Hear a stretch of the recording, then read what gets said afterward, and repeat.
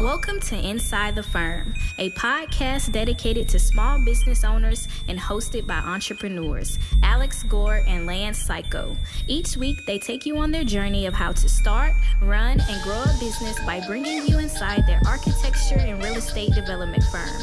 Get a behind-the-scenes tour of how these business leaders manage their clients and foster company culture while creating new and innovative projects.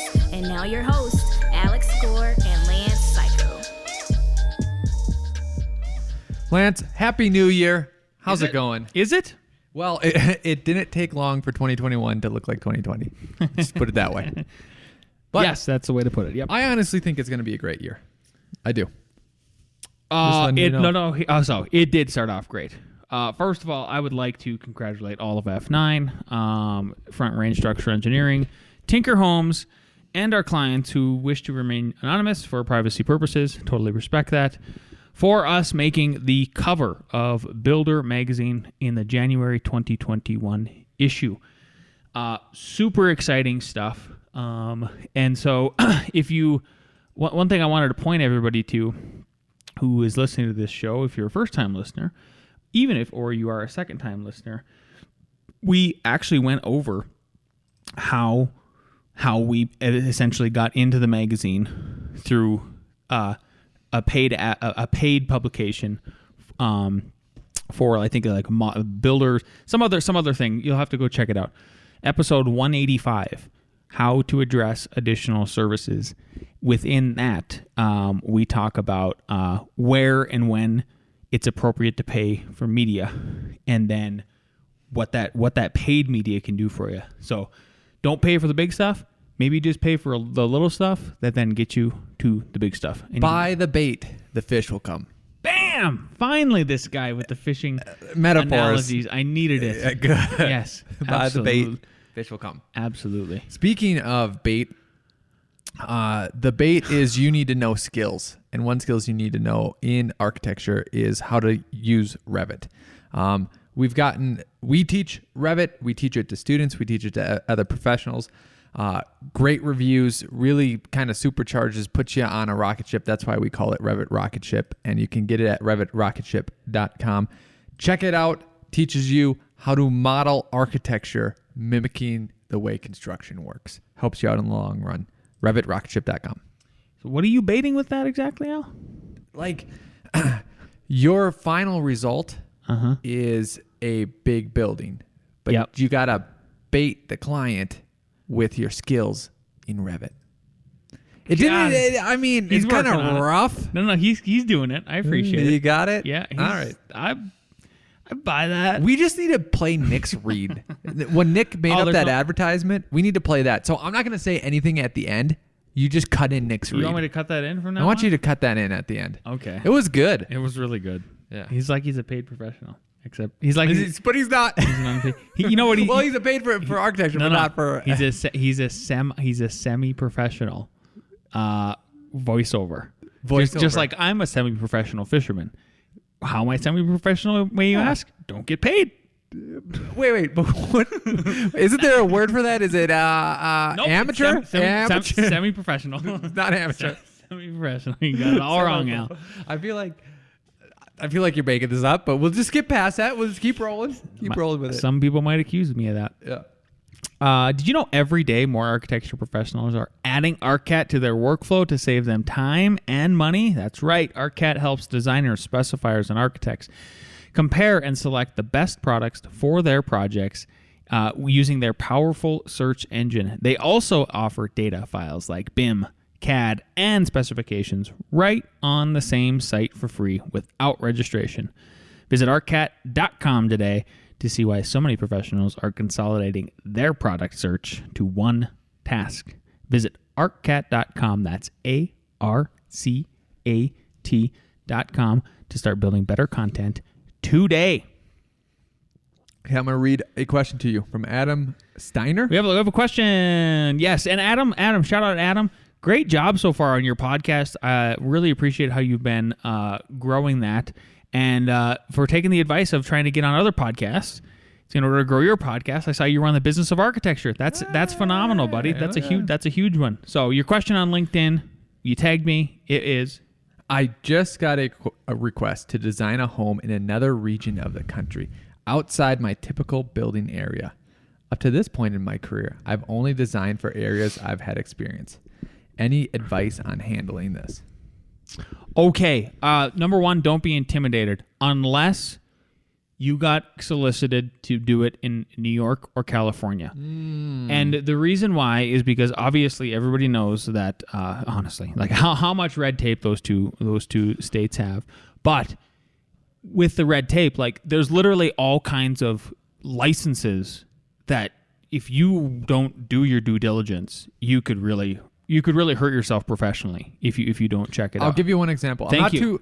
too afraid of California. I know there's New York listeners, and they're probably like, "Oh, it's not too big of a deal. I work in New York all the time." Yes, but you work Lindsay lives in New York all the time. We hired a college student to do part-time work at minimum wage, just 4 hours here, it was 8 over hours minimum there. wage, but yeah.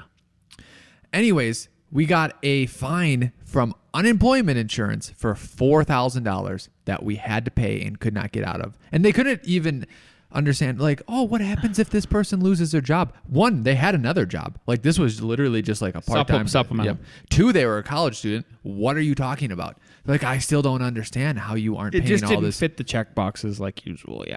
Yeah. The answers Alex was giving. It was crazy. It was horrible. Crazy. $4,000 down for no reason. Whew. I'm upset about that. Yeah. So back to Adam's question here. So I think that's the first thing, right? Then the second thing is, okay, I guess what is the thing that you're possibly worried about, right? Are you worried about, oh, I've never designed in the mountains because, and so now like how do I tackle that on an extreme slope or anything like that? I like that stuff doesn't intimidate me. I guess I could see maybe how it intimidates I don't other think it people. intimidates Adam, because if you use your common sense construction knowledge, you should be able to figure it out. If you look at, okay, you might, hey, maybe we put the vapor barrier on a different side, something like that. That might be. But what I would say to look into, there's two differences that I noticed, because we do stuff kind of all over in Colorado, which has multiple different regions of climate, right? Yes. And then a couple different states. Look into their zoning code, right? They might define bulk planes as different. They might define, this is what's so hard, why I'm maybe not, I'm saying go for it, like do it, is because from Boulder County to, like, we work in different counties and they're drastically different. They there define, and this is, and here's another thing. We just learned this lesson. A porch is not a porch unless it's attached to the main house. So if you can have an ADU, a secondary house, anything else, and you have a porch, it's not a porch Unless it's attached to the main house, because their definition says a porch attached to the main house. So they decided the only way to interpret that, right? So there's those things, and then sometimes they have local amendments, right? So to the building code. So if you know the building code, look at their local amendments to the building code. So to sum up, it's look at their city code, look at their other building code, and then maybe you tell your client, like, hey, I haven't, designed in here. They're going to have different things than I'm used to. Happy to do it. Happy to do my best job.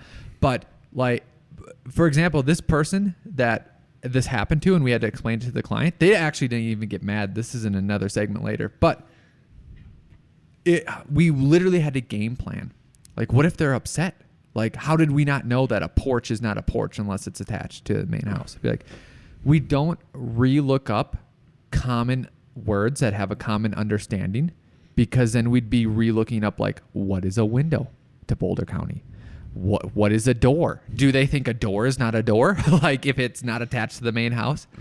And hopefully they buy that, but the client didn't even care. I think the example, how Alex was getting to this point, and if I had to just sum it up, is you're kind of already doing it, right? You have to be. I can't imagine if you're. So let's say you're in the Minneapolis, you're in the metropolitan area of Minneapolis, or Denver or whatever. Like, Denver is encompassing it's a big area, but then like within Denver, yes, there's Denver proper, but then there's all the cities around it, Broomfield, Thornton, etc. Same thing with like Minneapolis, right? There's Minneapolis, there's St. Paul, there's all the little literal cities within it that have their own city councils, their own sets of plans. I mean, their own sets of plans review and the way they do things, their own sets of codes that they do. Then there's the counties. So I got to imagine you're already sort of experiencing it. So if you don't have in your proposal and your contracts or your working method, right under phase 1, I literally just pulled up one of ours and it says phase 1 of the design process. And one of the bullet points, zoning, building code, and construction permitting research. Plan for it and do it. And we still do it, even on places where we have routinely permitted in. I still have, I'm just burning it into everybody's head here. Like, first thing, we need to figure out what are we up against? How do we get through the process? Who are all the people involved that we need to do? Are there any new codes that we need to account for? Well, and also like we talked about before, someone at the city will go to a shear wall, conference, right? So even if you're doing a project in a city or jurisdiction that with us, we ask around, okay, who recently did something? And they'll say, oh, yeah, they're really looking at this now. They're really looking into this, or really want you to change your font this way. That changes literally month by month. Okay, then, so that's all the code and the bureaucratic side of stuff that you're going to have to wade through no matter what. Or you could get really lucky like we have a couple times, hey, we want to build a house in South Dakota. Great.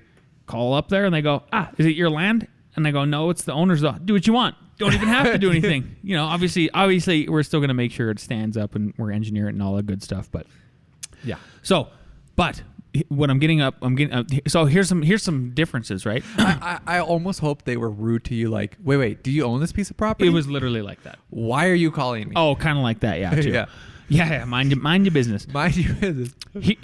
But maybe we're missing the point, and maybe your point or everybody's point here with this question is that, for instance, stucco. We do a lot of stucco here. People from North Dakota who are our colleagues that see the stucco freak out. And we go, why are you freaking out about us using stucco? It's on my house. It's all over the place. Right over across the road. So many buildings have stucco in Colorado. And they go, why are you using EFS? And we're like, why do you think it's EFS? Like, why are you making that assumption it's EFS? Yeah, it's not the exterior insulated fenestration system. That's what that stands for, right? If everybody knows. And so people who don't know, EFS is totally different than stucco. It's disgusting, right? And lawsuits, all kinds of bad stuff. Like, don't it's spec insulation sprayed stucco, kind of. Yeah. So if that's where you're coming from, then I get it a little bit more. And then here's what I would say is like, well, who's hiring you? Do they have any contacts that they could put you in touch with where you could get them on a phone call for a half hour, pick their brains, and say, hey, I've never designed. Let's say you are getting contracted to design in Colorado, and you're from the northwest part of the United States, vastly different climates, right? And you say, are there any materials I should avoid? If you called me and asked me what materials you should avoid, the first thing I'm going to say is no exterior wood, unless it's on a soffit. No exterior wood, because it's going to dry, it's going to be high maintenance, all that kind of stuff. But it seems like that kind of product works in the Northwest, the Pacific Northwest. Much more humid. Like there's not this crazy sunlight, all that kind of stuff. So see if you can at least get in touch with some people that have routinely designed down there who are comfortable giving you some information like that and advice, and run at them and ask those kind of questions. Yep. And you're going to have to continue to drive because my computer just shut off but didn't shut off. So congratulations. I'm dealing with that right now. Congratulations. Okay. So thanks for that. I hope that answers the question, Adam. You'll have to let me know. Tag me on the LinkedIn. If not, it was a good tangent to go down. It was a really good question. Yeah. Okay. Frank Collada has a question. Listener Frank Collada messaged me on Facebook. I do just check Facebook every once in a while because I have to stay on it, but I'm not really posting. Anyway, he messaged me privately and said, hey, Lance, this is on December 23rd, by the way, of last year. Hey, Lance, I just heard the last episode about how to be a good boss, and I thought it would be interesting to hear how you guys became, quote, official, unquote, bosses. AKA, how did you hire your first employees? Not sure if you already spoke about it. We did, actually, I think. But the F9 Fam Club might be interested in hearing about your early growth challenges. Thanks again for having a great podcast, and happy holidays / New Year to you, the F9ers, your families, and Al. And of course, Al. Toodles. Yeah. Oh, thank you.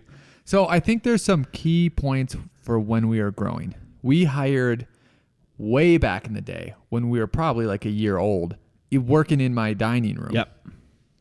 And it was an intern, part-time.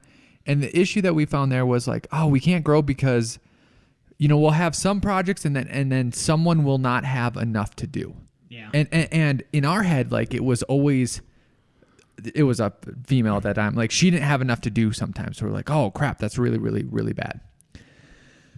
So then that didn't work out. And the person went back to school, so it was all fine. Yeah. Then Lance and I started teaching. And that helped out because we physically were out of the office. That kicked it into high gear. So then there was always something to do, right? But then we had to hire another person. And then like this flux kind of came back in, and Lance and I, either unconsciously or not, I don't know if I'm sure Lance is aware of it.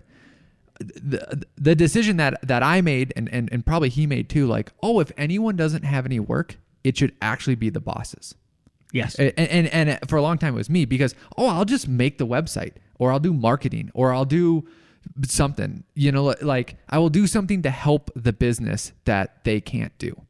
So that was the key insight with the fluctuation, is that they always have something to do. Always a backlog.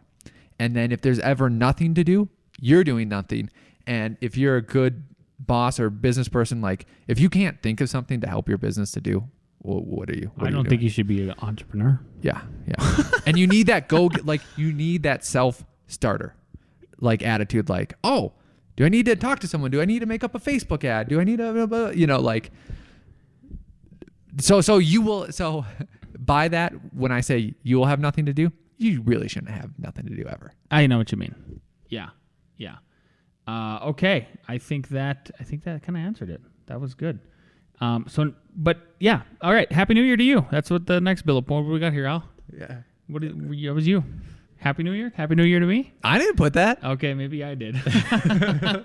But I agree with the sentiment. I think Al did. He hasn't been drinking, but maybe he's been drinking. He hasn't been drinking. All right, PPP. We got a free drink at the hotel that we stayed at. Yeah. Couldn't even drink it. Yep, Al's. Couldn't even. All right, Al, the good boy, Al.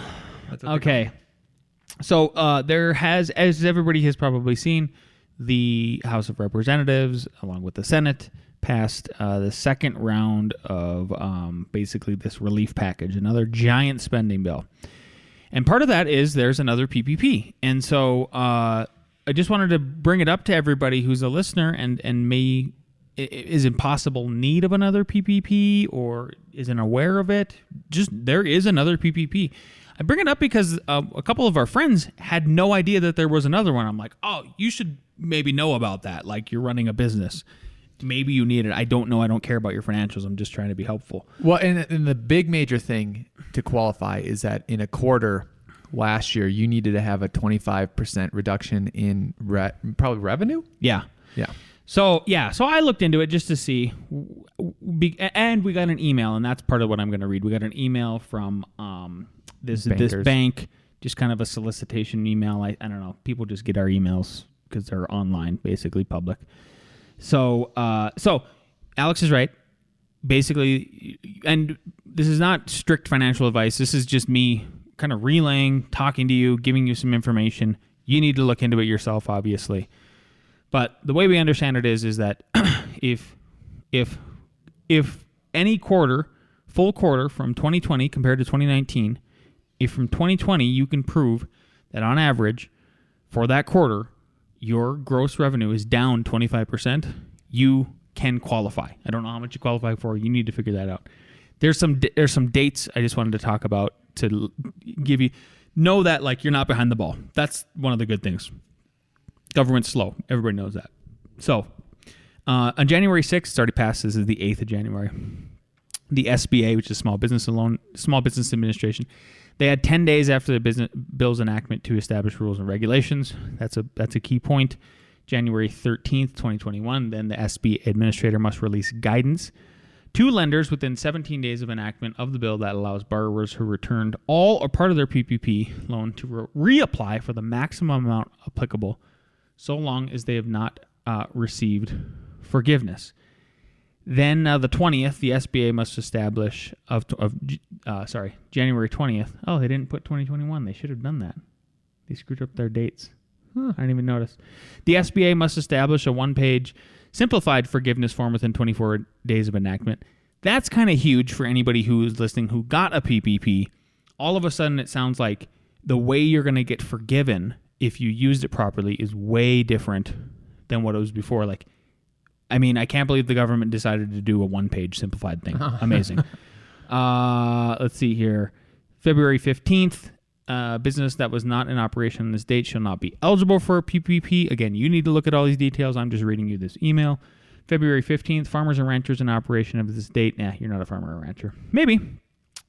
They may utilize their gross income from 2019 when calculating the maximum loan amount. I hope we have a farmer or a rancher listening. Yeah, shout us out. Email us. And then the last one is December 31. Last week, it's the last week for you to apply of this year. So you have time if you are looking and you desperately need, somehow your business is not doing well, to figure out a possible second round of PPP. And then also if you got the first PPP, you can get an easier forgiveness. There you go. That's why I want to bring that up. Cool. I was reading this book and I just thought it was pertinent and kind of funny. It's called The Secrets of Money. It's Braun Minchner. His father was in construction. He could have went in construction. He didn't go into construction. And then he states one of the reasons why he didn't. And this was back in like the 80s. So think about the 40 years ago. 80s and think about this statement. Maybe it was the 90s. Anyways, new government. Yeah, it was probably the 90s. Still, that's 30 years ago. New government regulations, a lack of qualified workers, and insurance liabilities followed by litigations. One of the reasons he didn't, it was go into commercial construction. Wow. And I'm like, yep, that's very true. That has held a out lot to of be people true. back. Yep. And what I think has been adding to some of the stats. I was hoping you were going to bring them up. How constricted new developments have been, or just the supply rather of homes in this last year. Wow. Down 60%. Is that the number? Yep. And this is Colorado. Down 60% year over year. Yep. Like inventory. That's the word I'm looking for. So in other words, the amount of available inventory, new and used, down 60%. That's insane. We were already 50% behind what is needed just to keep up with people moving here and having babies and all that kind of stuff. So now it's even crazier. I don't know the full math there. Yeah. But here's the kicker. Sales price. The purchase price is up by like double digits at a minimum. I think it was like 13, 14%, something like that. Oh yeah. No, over 15, 16. Yeah. Yep. So, supply and demand. Just supply and demand, basic economics. Remember, like, so one statistic that is really mind blowing from 2020 among everything else was we printed. I think the statistic was like 20 in one year. We printed 21% of the total printing that's ever occurred, and obviously they just passed another stimulus. We all know, if you've been paying attention at all to politics from a even cursory level, who's coming into office, what that probably means for spending. If you listen to any pundits, that might agree. It's going up. It's going up. Okay, yeah. I mean, let's just be honest. Like, to be fair, it doesn't matter if it's left or right. They're all the same. It's not like Trump didn't make it go up either. No, exactly. They're all Keynesians. They all spend their money. So there's 4 things you should really consider, I think, if you're a business person and you are trying to understand capital and, what does it mean? So cash is trash. That's a fact. Okay. Is one of the 4 things Bitcoin? Yes. So no. There's so many. No, really. There's only so many assets where you can put your capital. And if you're a capitalist and an entrepreneur and a business person, you're listening to this, then one is real estate, and that's what I'm trying to flow this segment into that, because of, like you saw, the inventory's down, all the numbers are up. So like, what a precious resource that is. It's finite. And so you can put your money in real estate, or you can put your money in gold, silver, or Bitcoin. Okay. Because those are the same kind of class assets. Yep. Or you can put it in securities, Okay. equities, which stocks, right? Mm-hmm. Or you can put it in junk bonds, which we already talked about. Cash is trash. Yeah. Like, if you buy a treasury bond, you aren't getting shit back for your money compared to the other 3. So, but you got cash, you got stocks and bonds, you have gold, including Bitcoin. Yes. Metals and Bitcoin. Metals and Bitcoin. And real estate. Those are your options. Yep. And the bonds and keeping it in cash, like you'll make a very tiny percentage, maybe a little over a point on if you buy a CD or a bond. That's just a fact. Yeah. And then if you just say, oh well, at least I got $100,000 in the bank of cash. It's like, okay, but it's just depreciating every day because they're printing more of it. Yeah. So make your decisions wisely. Absolutely. I already touched on this, but it was funny. You never know how your clients are going to react. And I say that knowing to let you know, man, if you think that they're going to react badly, it might not happen. And if you think that they aren't, it might happen. So we had a client that the county said they couldn't do something. They got very mad.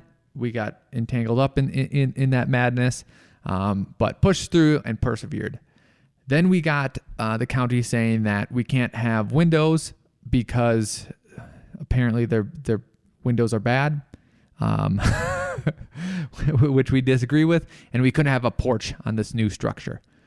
So we're like, oh, the client, like, we're gonna get in such trouble, again, for this, for designing, for putting on windows where it's not that we technically can't. It's just the county says we don't like that. We feel like that impacts.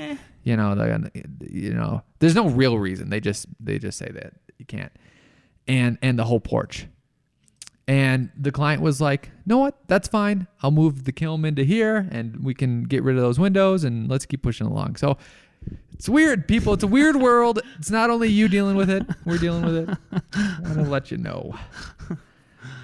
That was that. Yeah, it's a lot. It's a lot to work with for sure. Do we have our best friend Nick, our semi-professional guest speaker? No, but you know what? Is that why he's semi-professional? So this is Nick? Is that why you're semi-professional? Well, he did get paid with merch one time, so I feel like he maybe is professional. I think that's the semi part of it. But no, maybe you missed the text in the group text this morning with me and Nick. He got a little frog in the throat. Little baby frog. Okay. So I guess next week we'll hear Fair enough. His wonderful voice. You know what I was gonna have? What I was gonna do is, I was gonna have Rebecca do it. Were you gonna have her say hello, best friend? I was gonna have her listen to a few and then go like, okay, now Rebecca, make it your own. Friend. But she did. But we ran out of time. Fair enough. So now let's bring down the crew for ARE Jeopardy.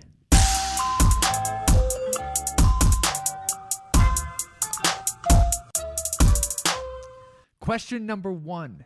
A conference room in a university building would most likely be classified as occupancy. And then obviously our answers go in A, B, C, D, but all the answers are just a letter. So I'm just going to say the letters, right? Okay. Conference room in a university building. A, E, I, or B? Conference room. Oh, I know that one. Okay, you don't change your answer then. Okay. Hold them up. We have A, E, A, E. E is education. No. A is assembly. Nope. What? A conference room. And I meant to say small, but anyways, it probably would be anything under 50 is Business. Yeah. Is that what you were going to say? Is that what you were going to say? You're No, gonna I was say going to say A. That's why. Yep. Yep. But even classrooms in higher ed and even high school, if it's under 50, it is B. It is not E. There you go. A. If we ever get a university. Okay. Question 2. Some people might call collusion, but that's only because those other people weren't in the office. So that's your bad for, I like to work from home on Thursdays. Whoa. Big demander over here. AHJ stands for A, Aztec hanger joist. B, adjustable hand jig. C, a hung jury. D, authority having jurisdiction, if that word can even be said. Stumbling on that word. What do we got? We got Reeves?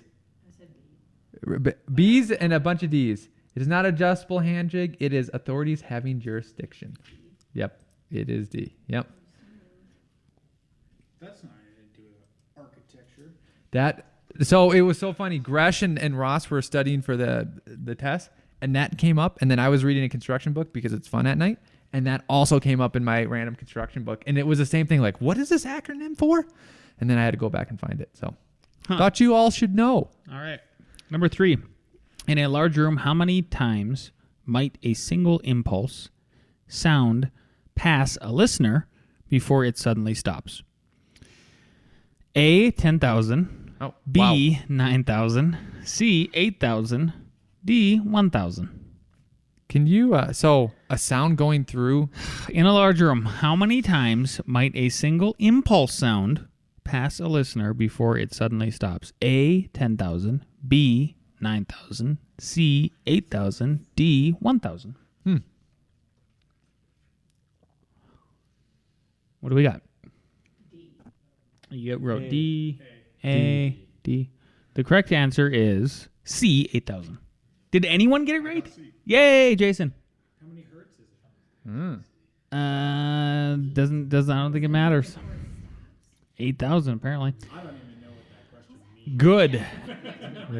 What is the term for the persistence of sound in a room after the sound source is suddenly stopped? A, propagation. B, octave bands. C, reverberance. D, absorption. I could have been trickier with this. I should have been trickier. Someone went to a sound seminar. Yeah, something like that. So we have D, C, D, C, and D. The correct answer is C, reverberance. I got one. So, nice. So who won? Who won? Two. Oh, do we one. need a tiebreaker? Sammer won. Mark, come on down for the tiebreaker. Rebecca, what'd you get? 2. Oh, okay, tiebreaker time. Wait, no, 1. Okay. Okay, so it's a tiebreaker. I think Ross, Jason. Perfect. Mark. Read it. All right. So you're going to have to write 4 words in order. In order. Rank these elevator systems in order from lowest possible lift height, 5-story office, for example, to highest possible lift height, skyscraper. Machine roomless, gearless traction, hydraulic, geared traction. Okay, can you say 2 and 4? I'll say them all. Machine roomless, from lowest to highest possible lift. Machine roomless, gearless traction, hydraulic, geared traction. Machine roomless is one word. I mean, one answer. Yeah. Yeah. Markitect is reading Jason's answer. Jason came in Close. first. Very Jason was close. close. Ross is second. Ross is incorrect. Is he close or not close? Not as close as Jason. Is it still going? It's still going. Nope. Dang.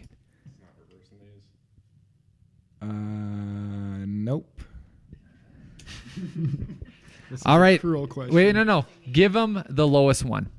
All right. The lowest possible is a hydraulic elevator. So hydraulic is number one. Ooh, this is a tough one. All right. Ross coming Got it. in hot. Got it. Ross got it. Ross, what is the answer? Mark, read it. Okay. So lowest possible lift height is hydraulic. Then the next three are all traction elevators, and the lowest of the traction elevators is machine roomless, then geared traction, then gearless traction can go the tallest. Gearless traction. That's in the Burj Khalifa. Oh, all right. Jason was close. All right, Lance, you say your last bit, then I'll end us up. That's it. That's all. I don't have anything today. All right, we will leave you with a Nick Reed of Revit Rocket Ship. There you go. Best friends. Are you a growing studio like we are at Dig? Are you hiring people with Revit experience only to find out they don't use the tool like you do? Are you losing time and money? Well, friends, that's a problem. And it's one we shared with you until we invested in Revit Rocket Ship. That's right, friends, Revit Rocket Ship. Revit Rocket Ship is officially the unofficial training method for all new hire Dig teammates. It gives us a great foundation to build on and gets our team modeling in Revit with the same methodology so quickly. Plus, the Revit Rocket Ship package comes with all this really cool bonus stuff and a personalized autograph headshot from Al Gore, the short, cool one. And friends, I can't believe I'm doing this. Al is not going to be a happy camper, but for an unlimited time, and for my best friends, if you use the promo code DIG at checkout, free high fives for life. And upon hitting the buy now button, if you reach up in the air with a hand extended for a high five and yell out Revit Rocket Ship, I will stop what I'm doing in my studio in sunny Jacksonville, Florida, reach up, receive that high five, and send one right back to you. How's that for a deal? Revit Rocket Ship, one hell of a foundation to build your studio on. A message from a currently unpaid spokesman. And I'm not entirely sure the promo code thingy will work, but go ahead and try it anyway.